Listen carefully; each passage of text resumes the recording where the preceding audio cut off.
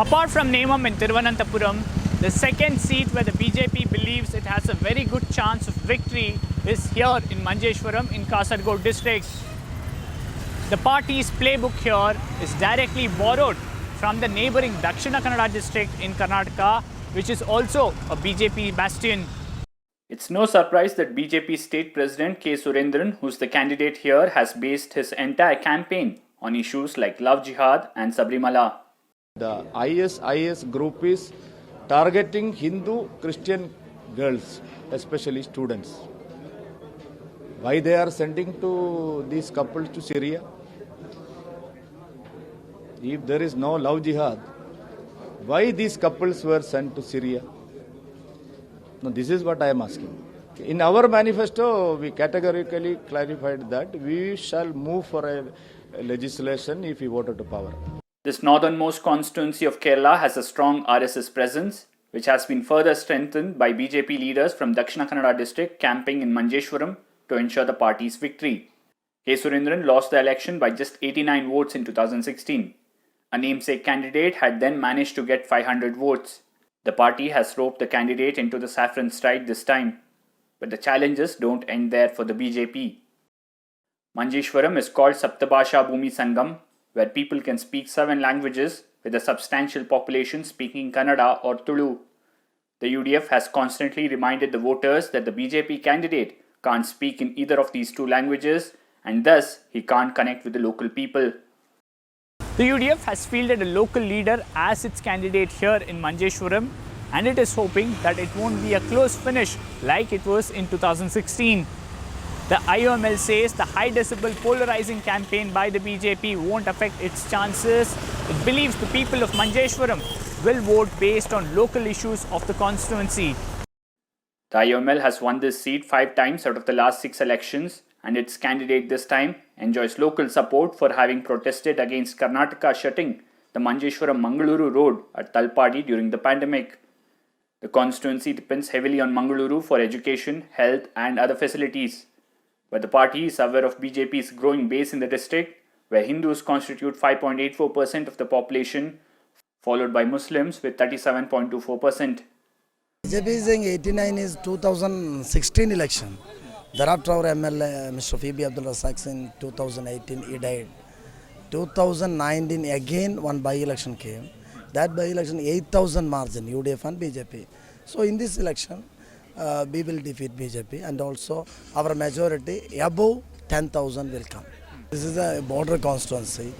Our constituency is a fully secular constituency. In all elections, our majority Hindu communities they are not interested to join to communal.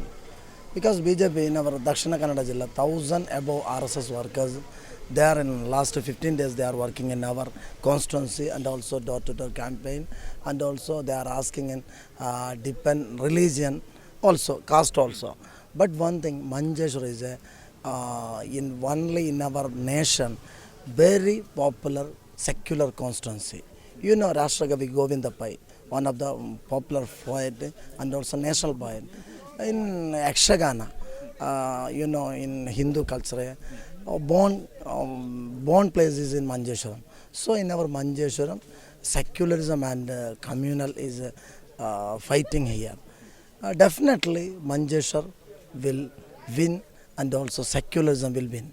People of Manjeshwaram say they've had enough with the polarizing campaign of the BJP and the IOML and want development in their constituency.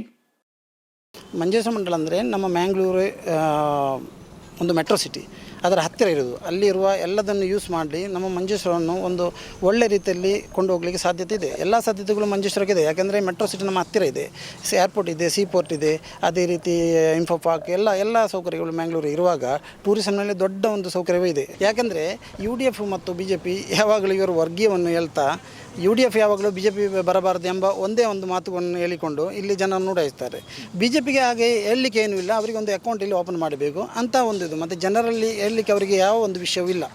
The LDF is the third major player in the constituency, but it has been often accused of tacitly transferring its votes to the UDF just to keep the BJP out of the constituency. But this time round, the LDF says that it has only narrowed its victory margin from 2016 elections to the by-polls and then later on in the local body polls, and is very confident that in this election it will cross the victory line. LDF is accused of fielding a weak candidate and not going for a Muslim face to ensure IML's vote doesn't get divided and aid the BJP. But the LDF candidate VV Rameshan says the popularity of Chief Minister will help the LDF this time. BJP UDF difference in 7,000 last election, by election, local body election in district panchayat, political votes in political vote difference LDF 49,000 LDF, 55,000 UDF, 51,000 BJP. LDF UDF difference only 5,000. This election 5,000 and overcome. Okay, you will overcome. In Manjeshwaram constancy. No understand. No. This time LDF in Manjeshwaram constancy. Out of 8 panchayats, 4 panchayat is now ruling by LDF. Okay. Single panchayat, not any rule by BJP. It won't be a surprise to see another photo finish on May 2nd in Manjeshwaram, a constituency with a lot of diversity in religion, culture and language.